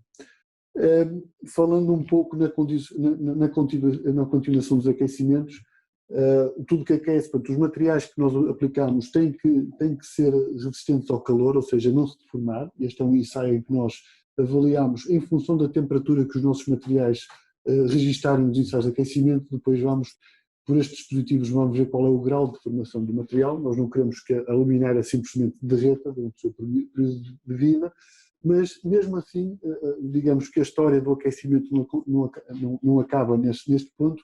É avaliada também a capacidade de ignição dos materiais. Nós, quando vemos os bombeiros a dizer que houve um incêndio por curto-circuito, portanto tudo é curto-circuito e está classificado dessa maneira, mas efetivamente normalmente os incêndios começam por este fenómeno que está aqui, que é as conexões degradarem-se, e ao degradarem-se vão ter pontos de aquecimento muito grandes e podem, digamos, provocar a ignição do nosso material. Portanto, mesmo provocando a ignição do material, as luminárias, digamos, e para as partes, digamos, que possam ser atingidas, isto depois a norma há de especificar de forma que se aplica, portanto, aqui analisamos a ignição do material e aqui analisamos a propagação do fogo do material. Portanto, há aqui uma história desde a deformação, ignição e propagação, e nesta história do incêndio, digamos assim, a norma prevê um conjunto de avaliações de forma a que na ocorrência do incêndio a nossa luminária, o nosso equipamento não seja, digamos, uma personagem ativa no incêndio, e que seja exatamente o contrário, que não seja, digamos, favorecedora desse incêndio. Passando agora para outro capítulo da umidade, portanto aqui partimos do calor, vamos agora para da umidade, todas as luminárias são sujeitas a um ensaio de 2 dias, 95% de umidade, em que a temperatura pode estar entre os 10 e os 30 graus Celsius, e depois depende das condições ambientais fora e dentro da câmara. E logo após este tratamento climático são avaliados os ensaios de rigidez elétrica e a resistência de isolamento, mas para quando existe um IP declarado, um índice de proteção declarado, então fazemos esta avaliação. Neste caso estamos aqui a fazer a avaliação do IPX4.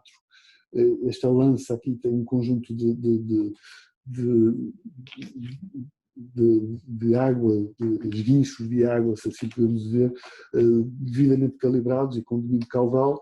Este já é o mais severo, o IPX6, em que pretende simular aqui, digamos, o efeito de uma mangueira de bombeiro, digamos assim, tem 100 litros por minuto, de facto é um jato bastante forte. O que se faz depois desse ensaio é abrir a luminária e perceber que não houve água que entrasse e que pusesse em causa todos os requisitos da norma. Digamos, o IP também prevê a parte dos sólidos. Todos os equipamentos são avaliados com este calibre do IPX2 ou IP2X. É um dedo de prova articulado. Portanto, como eu disse no início, se tiver, todos eles têm que cumprir e as normas, e eles não têm que ser marcados como IP2X, caso cumpram. A partir do IP2X para cima, então temos outros calibres, IP3X e IP4X, são calibres de 1 milímetro, 10 centímetros, portanto isto aqui não pode entrar dentro da luminária, até ir ao limite em que o nosso corpo sólido é constituído por pó-talco. Esta câmara de pó tem pó em constante, tem uma densidade de pó-talco por unidade de volume em constante suspensão, e depois em função da luminária pode-se criar depressão ou não dentro da luminária e tal como nos outros, depois no final do ensaio é aberta a luminária e avaliado qual é o grau de pó que pode comprometer a conformidade com a luminária. Falando um pouco sobre o choque mecânico, todas as luminárias são sujeitas a este ensaio, portanto isto é um martelo de mola. Este martelo de mola, digamos, é transversal a muitos equipamentos, não só nas luminárias, mas eletrodomésticos, equipamentos, televisores, computadores, são todos estes sujeitos a este martelo de mola que tem uma força de impacto de 0,5 Joule.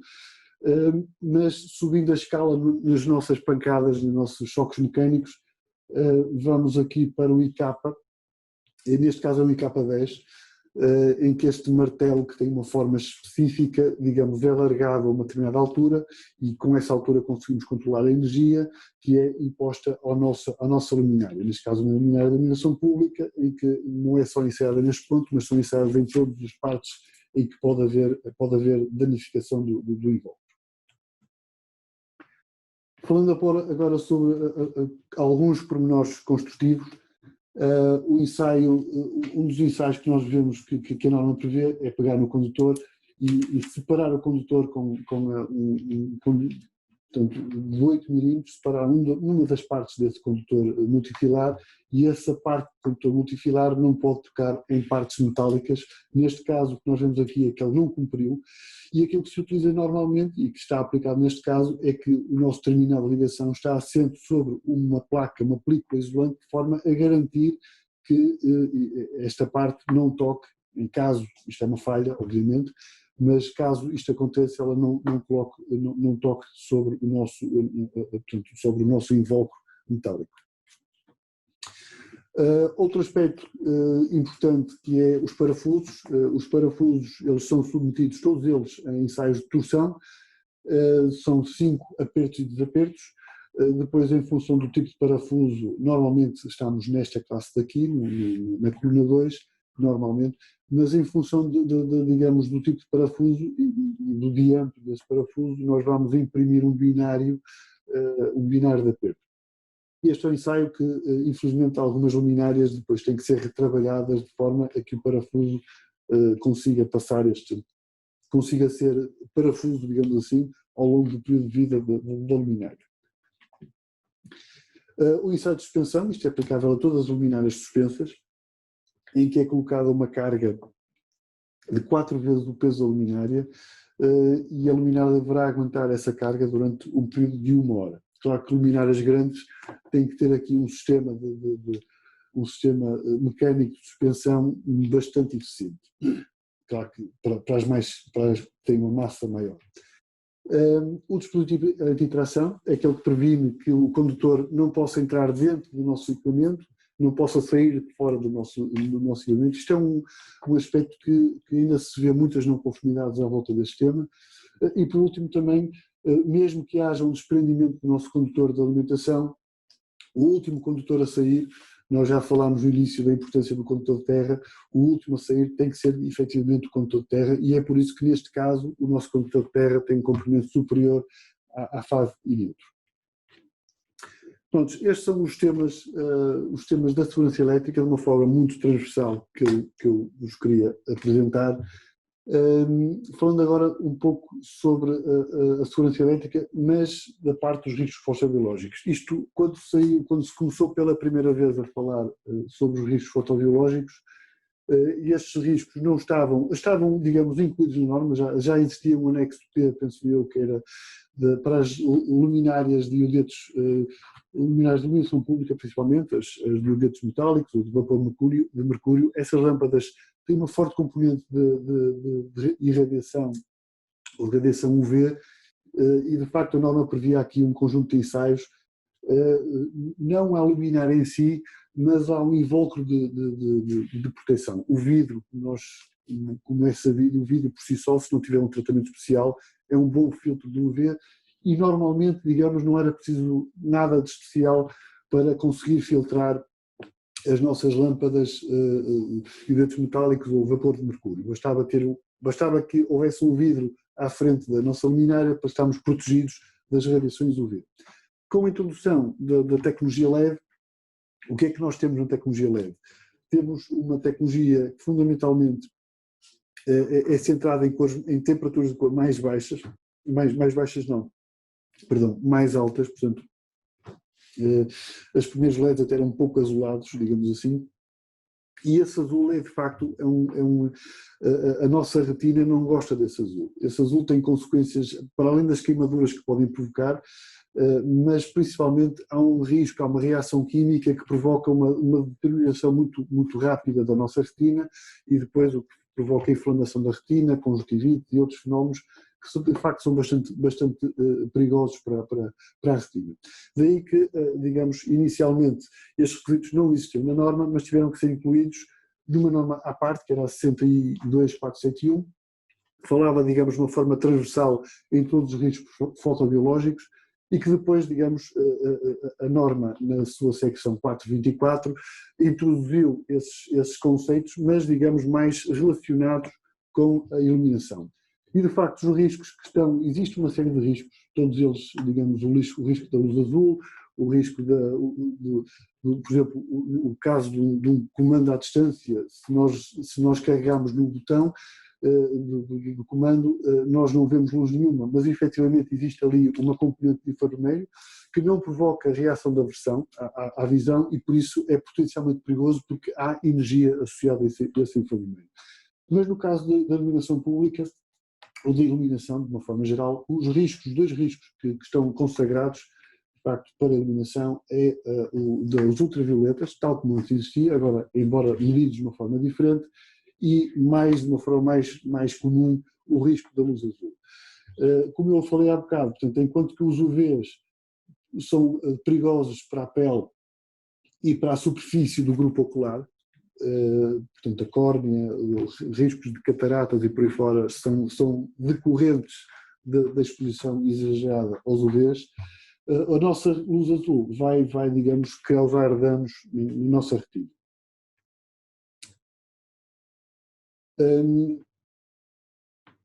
Como é que isto é traduzido como é que isto é avaliado nas luminárias?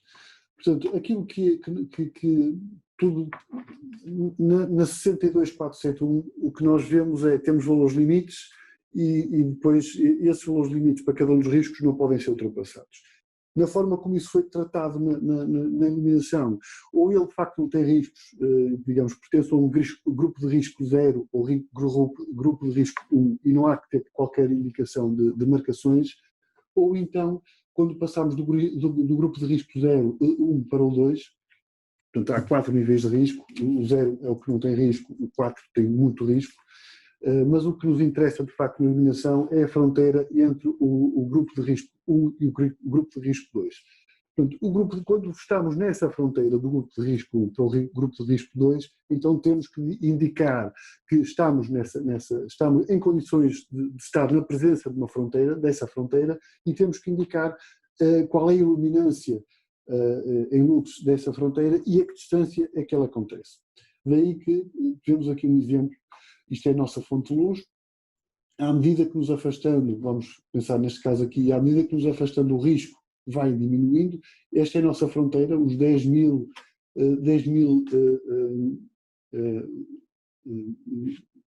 watts por metro, 1000 watts por metro quadrado por estéreo radiano, correspondem à fronteira para o risco de luz azul entre o grupo de risco 1 e o grupo de risco 2, portanto, à medida que nos vamos afastando, portanto, vai haver aqui portanto, aqui estamos numa situação em que toda a nossa energia está concentrada num ponto muito intenso de luz.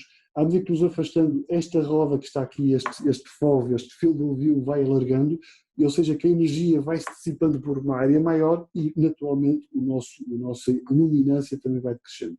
Neste ponto aí, neste ponto aqui, é exatamente o ponto de transição entre o risco 2 e o risco 1, e nessa situação é que nós vamos indicar, é aquela que nós vamos determinar a nossa luminária, e caso exista, temos que identificar qual é essa distância. Portanto, isto é a forma, portanto, os ensaios que se fazem têm por objetivo exatamente determinar qual é esta fronteira. Alguns exemplos de como isso é feito, ou pode ser feito por um stop field. O IEP encontra-se acreditado desde o início para a norma genérica 62471 e agora para esta nova forma de medição, de acordo com o 424, a secção 424. Portanto, ou simulamos aqui o nosso FOV, portanto, isto que estamos aqui a fazer é basicamente este orifício que está aqui. Portanto, ou simulamos este orifício, portanto, e depois medimos a irradiância, há todo um conjunto de cálculos de fator de forma associados a isto. Este equipamento que tem aqui tem uma série de sensores para cada um dos tipos de riscos, ou então, de uma forma mais expedita, mais moderna, digamos assim, que fazemos agora, é ter aqui um equipamento que simula todo o grupo ocular, que consegue simular, é como se fosse um zoom. Conseguimos aqui simular conseguimos simular digamos, a abertura do nosso grupo ocular e perceber qual é a reação dessa abertura sobre a retina. Portanto, este equipamento tem um conjunto de sensores e depois um conjunto de lentes que permitem simular várias situações de risco, especificamente para a radiância. Portanto, já agora este mede a radiância e estes equipamentos medem a radiância. Pronto, isto basicamente de uma forma muito resumida é aquilo que neste momento a norma prevê e a forma de tratamento dos riscos fotobiológicos. Terminando esta apresentação e falando muito brevemente sobre a compatibilidade eletromagnética, a compatibilidade eletromagnética é um chavão, é um nome complexo. Eu confesso que a primeira vez que entrei para o IEP não sabia o que era a compatibilidade eletromagnética, e eu acho que tiveram que me explicar 2 vezes até perceber finalmente o que era. De facto, não é um tema comum e as pessoas e leva algum tempo até uma pessoa perceber o fenómeno, identificar o fenómeno e perceber que de facto ele existe. Portanto, o que é isto da compatibilidade eletromagnética? Nós temos, de uma forma geral, todos os equipamentos, sendo elétricos, consomem energia elétrica e ao funcionarem, ao tirarem partido dessa energia elétrica, eles próprios produzem perturbações eletromagnéticas. Um carro, por exemplo, uma viatura foi feita para andar, digamos assim, mas o chato é que quando ele anda também produz ruído, portanto, e de facto, digamos, há sempre efeitos colaterais, digamos assim, que não são intencionais, mas existem, não é? E a compatibilidade eletromagnética tem a ver com isso. Quando nós temos equipamentos a funcionar e eles produzem perturbações eletromagnéticas, essas perturbações eletromagnéticas vão aqui inundar todo o nosso meio, todo o nosso ambiente de perturbações eletromagnéticas, até um ponto em que pode perturbar, digamos, o funcionamento de outros equipamentos que partilham desse meio. Se eu tiver, por exemplo, qualquer equipamento, agora já não é tão vulgar, mas no tempo em que a televisão era analógica, agora é terrestre, digital terrestre, mas era comum uma viatura passar e verem-se riscas, digamos, na televisão, e de facto, aliás, este exemplo retrata esse facto, mas de facto isto era uma, digamos, era e continua a ser, digamos, um assunto com que todos temos que conviver. Se hoje temos telemóveis que conseguem trabalhar um junto do outro, ao lado de um Bluetooth, ao lado de um Wi-Fi, o micro-ondas estar a funcionar aos 2,45 GHz e não interfere com o Wi-Fi da nossa casa, portanto, se nós conseguimos ter esta tecnologia toda acessível, é porque a montante, alguém se preocupou com isto e garantiu que efetivamente não ia haver interferências entre equipamentos. Pronto, o que é então a compatibilidade eletromagnética? Basicamente é a capacidade deles funcionarem satisfatoriamente.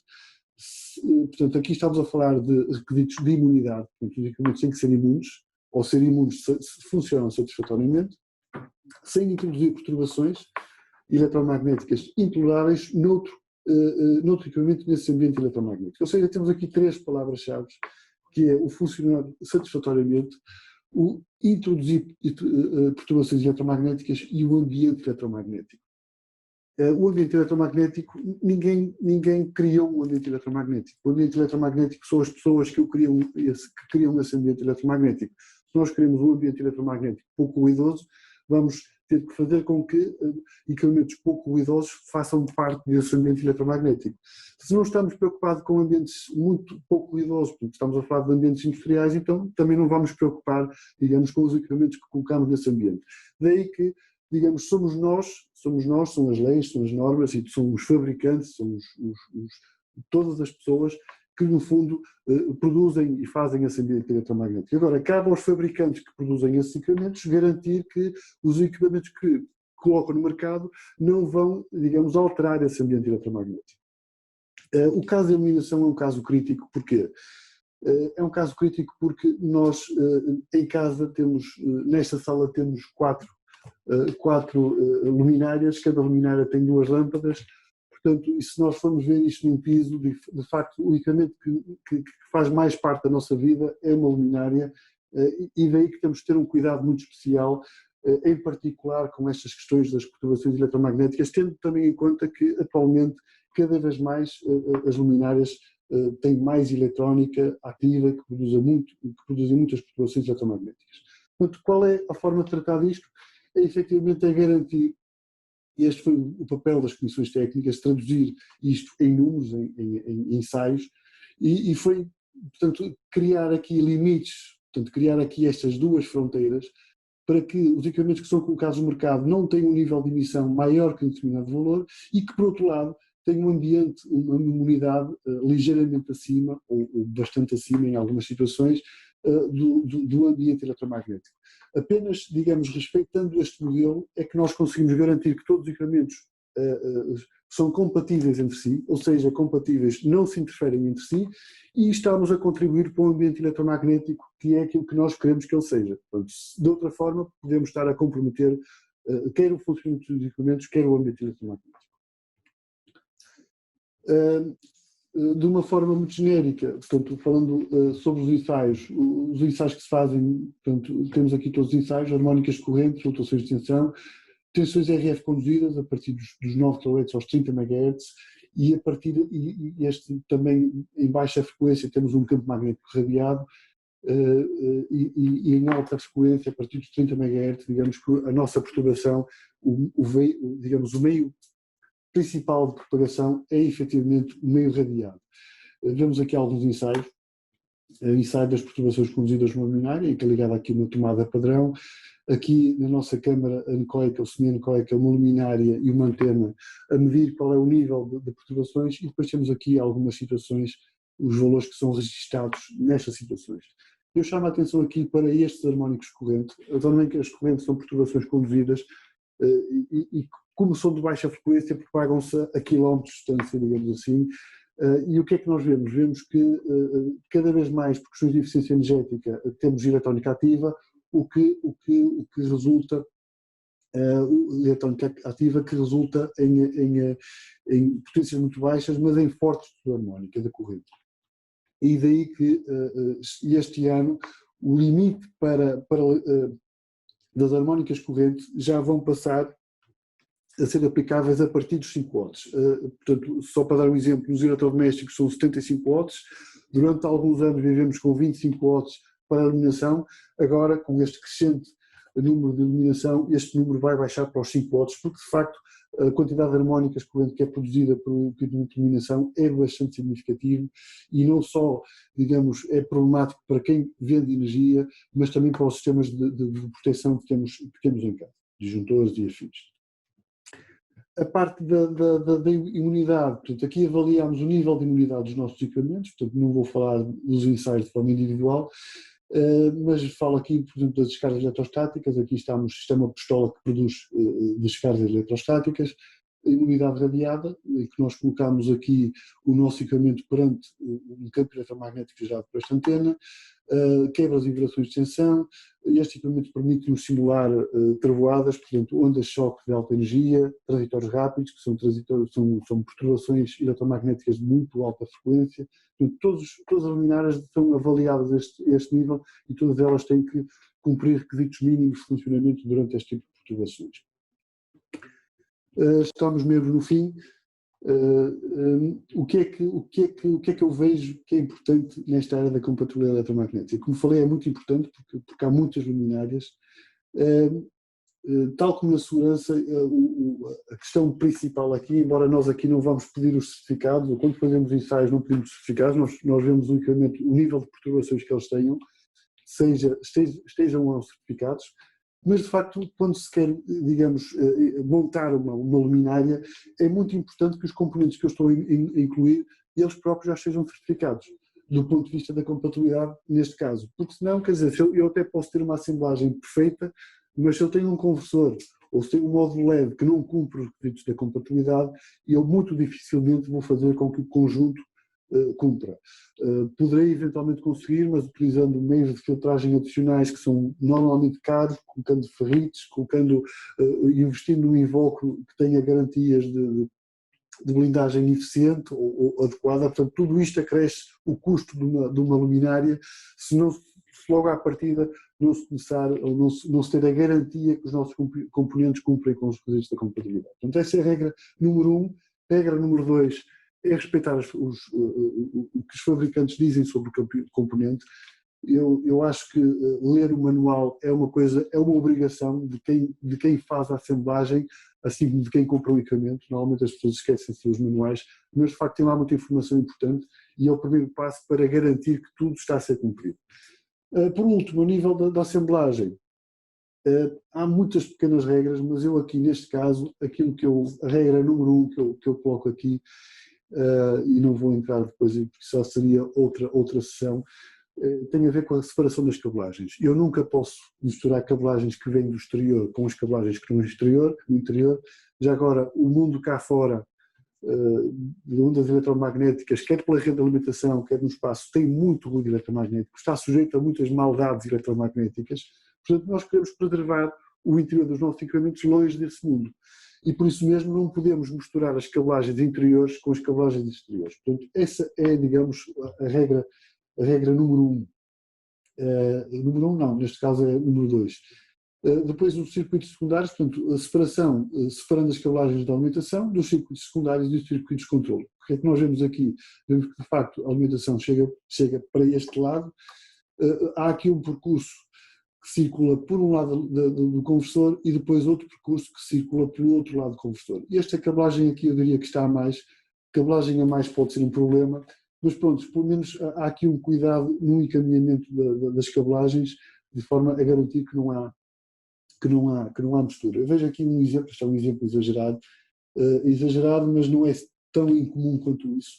E o que nós vemos aqui é que, por efeito capacitivo, se houver ruído aqui no módulo ou na saída do conversor, todo o ruído vai passar para o exterior, assim como qualquer perturbação que se gera no exterior vai passar facilmente para a nossa lâmpada, provocando, por exemplo, os fenómenos de flickers e outros fenómenos afins. Por último, o que é que nós vemos aqui? Há aqui eu tenho o efeito, aqui eu refiro que há um efeito capacitivo, neste caso em particular, mas eu aqui faço extrapolação para todos os outros casos, mesmo iluminação fluorescente ou qualquer estrutura que tenha um primário e um secundário, existe um efeito capacitivo entre o módulo LED, que é esta parte daqui, e o invólucro ligado à terra, aumentando o ruído em modo comum. O ruído em modo comum, basicamente, há aqui o ruído, uma corrente que circula, que sai por aqui pelo conversor e que depois se vai acoplar por efeito capacitivo ao invólucro e se vai juntar aqui à entrada na nossa alimentação. Este fenómeno, que é um fenómeno, digamos, transversal a todas as luminárias, a todos os equipamentos, não são dependentes apenas dos componentes que nós estamos a utilizar, mas são muito dependentes do fator de forma e da forma como são instalados os nossos componentes, da potencialidade da nossa estrutura. Portanto, o que é que eu quero dizer aqui? Quero dizer que, independentemente dos componentes que nós estamos a utilizar, há um conjunto de regras e há um conjunto de fenómenos que são intrínsecos e são específicos do nosso invólucro que podem alterar o comportamento da nossa luminária, em particular em fenómenos de mais alta frequência. Isto é muito importante. A partir dos 20 MHz, estamos digamos, na reta final das perturbações conduzidas, e depois a partir dos 30 MHz tipicamente até aos 300 MHz, estamos a falar de fenómenos em que o próprio invólucro tem uma influência muito, muito grande no comportamento da luminária. E são estes, digamos, os aspectos que eu queria alertar. E pronto, eu estendi-me um bocadinho aqui pelas apresentações. Há muito mais coisas para falar, eu peço desculpa, eu também entusiasmo um bocadinho quando falo destas coisas, mas temos 10 minutos, tem alguma questão para colocar, e se eu puder naturalmente responder, façam um favor.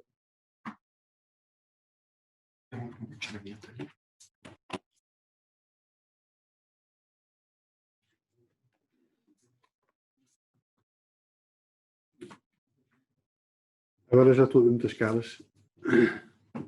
Ora viva. CELV, estou a ler uma questão aqui. CELV tem que ser inferior a 50 volts ou inferior a 60 volts. O CELV, de acordo com esta norma, há várias abordagens. Por exemplo, nos eletrodomésticos o CELV é inferior a 42.4 volts, na iluminação é inferior a 50 volts AC.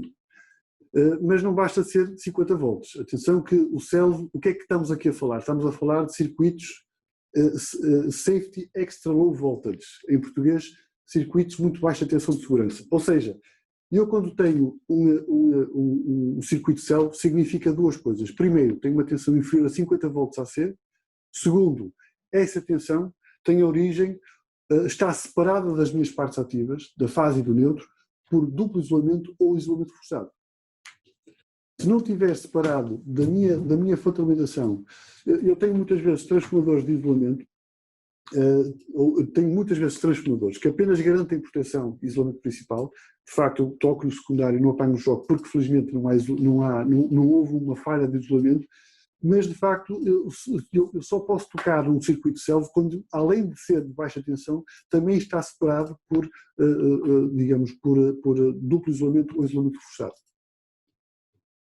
Penso ter respondido à questão e acrescentado aqui alguns esclarecimentos. Não sei se há aqui...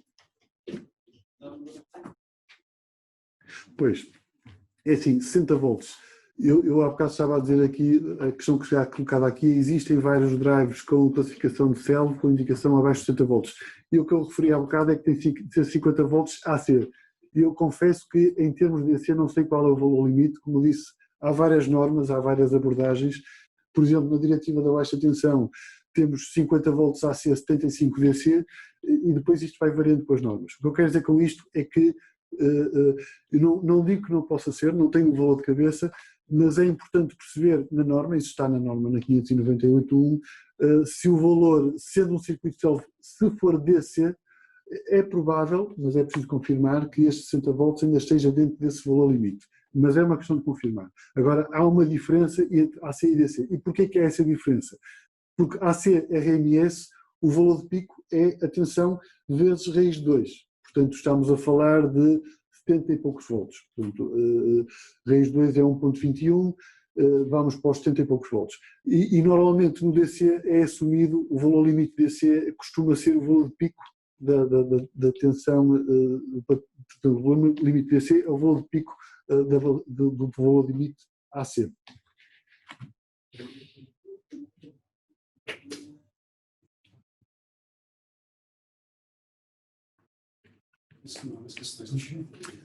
Prontos, se não houver mais questões, eu agradeço muito a vossa paciência, espero não ter amassado muito. Eu, como disse, foi mesmo uma abordagem muito transversal. Chama a atenção mais uma vez, e já que falamos dos céus, para a questão dos choques elétricos, porque são coisas de choques elétricos. Nós vamos depois disponibilizar as suas aplicações. Sim. Por vós, pôr aqui uma questão. Um importador de luminárias em que não é ele o fabricante, mas coloca-as no mercado nacional, os ensaios que o próprio fabricante faz de certificação CE ou uniformização da União Europeia são suficientes ou terá que os apresentar como sendo desse fabricante, ou caso tenha a sua própria marca e isso sendo feito por uma fábrica estrangeira, terá que apresentar esses certificados do fabricante ou serão os seus próprios certificados feitos, por exemplo, no IEP? Sim, mais uma vez confundimos aqui o que é um certificado e o que é uma marcação CE. Aqui estamos a falar de marcação CE, como o Paulo falou antes da minha apresentação. A marcação CE é da inteira responsabilidade do fabricante. É o fabricante que tem que fazer os ensaios. Claro, se não tiver meios tem que se recorrer de quem possa fazer os ensaios, mas é ele que faz essa escolha, tem que reunir os elementos, tem que constituir um dossiê técnico de produto e no final, porque é o fabricante que é responsável perante o mercado e o fabricante é aquele que coloca a sua marca, basta isso, é ele que declara e que se responsabiliza pelo produto que cumpre no mercado. Portanto, é ele que emite a declaração UE de conformidade. Eu acho que percebi que confundiu a certificação com a declaração UE de conformidade. Agora, é ele que se responsabiliza. Se a polícia do mercado pedir contas a alguém, vai ser a ele. Portanto, e nesse vai ser a ele, porquê? Porque foi ele que emitiu a declaração de declaração UE de conformidade e o produto tem a sua marca. Agora, isto para completar, que também é ele que constitui o dossiê técnico de produto. Para o mal e para o bem, quem está a meter as mãos no fogo é o fabricante. Agora, das duas uma, ou ele tem relatórios de outros, mas porque fez auditorias, porque conhece o fabricante, assume que aquilo efetivamente está correto e pode confiar, porque não é quem fabricou, é ele que está a meter as mãos no fogo, ou então, se não confiar, tem que fazer ensaios, digamos assim. Portanto, há a liberdade do fabricante gerir os elementos que constituem um dossiê técnico, há liberdade desde que seja demonstrado que o produto efetivamente cumpre. Se os ensaios foram feitos no lugar A, B ou C, se forem feitos por outros fabricantes, seja porque houve ali um contrato ou outra situação qualquer, é possível. Agora, no final, como se costuma dizer, o que conta é o algodão, não é? O algodão não engana, até pode ter os elementos todos melhores do mundo, mas no fim, se o algodão sair manchado, então temos aqui um problema. Portanto, é o fabricante que tem que ter a capacidade de reunir todos os elementos necessários. Respondendo à questão concretamente, legalmente não é obrigatório, nada impede que o fabricante recorra-se de relatórios de ensaios, por exemplo. O fabricante, neste caso, estou a falar de quem coloca a sua marca, ele coloca a sua marca. Mas nada invalida que ele se recorra dos relatórios de quem manufaturou a luminária para garantir que, de facto, o equipamento está conforme. A confusão está mesmo aí, peço desculpa. Não é questão do fabricante, é o importador das luminárias que, neste caso, pode usar uma marca diferente uma marca dele. O importador terá que também reunir todos esses elementos, relatórios de ensaios, alguma coisa que garanta que, efetivamente, o produto cumpre. Meu colega Paulo Cabral tem alguns assuntos a acrescentar sobre isso. Vou acrescentar aí, mais um pormenor, é que nós temos falado sempre em fabricante, mas é fabricante no conceito que está atualmente no tal pacote de produtos, o Goods Package, que referi há bocadinho. O conceito de fabricante não é necessariamente aquele que produz. O fabricante é aquele que se responsabiliza pelo produto. Isto é, imagine que tem uma luminária fabricada na Ásia, importa para o mercado nacional, para o espaço europeu, mas coloca a sua marca. O fabricante passa a ser o senhor, porque é o responsável pelo produto ao pôr-lhe a sua própria marca. Se o mesmo produtor asiático, o mesmo importador, mas não altera nada, inclusivamente não altera a marca, passa a ser considerado importador, isto é responsável na mesma pelo produto, mas legalmente é classificado como importador e não como fabricante. O fabricante é aquele que de alguma forma é o último a alterar o produto.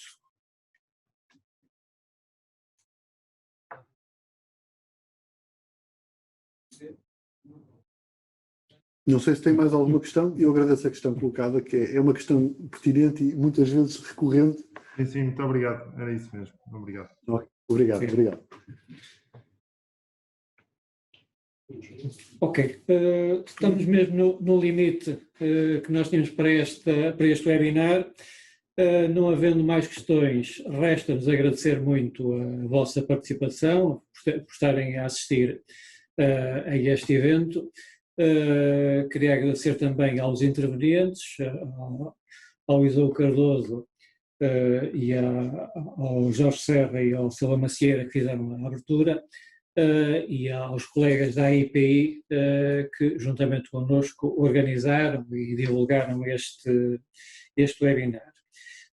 Como uma nota final, a gravação do webinar vai ser oportunamente disponibilizada, vai ser enviado um link para terem acesso à gravação, para reverem algum aspecto que não tenha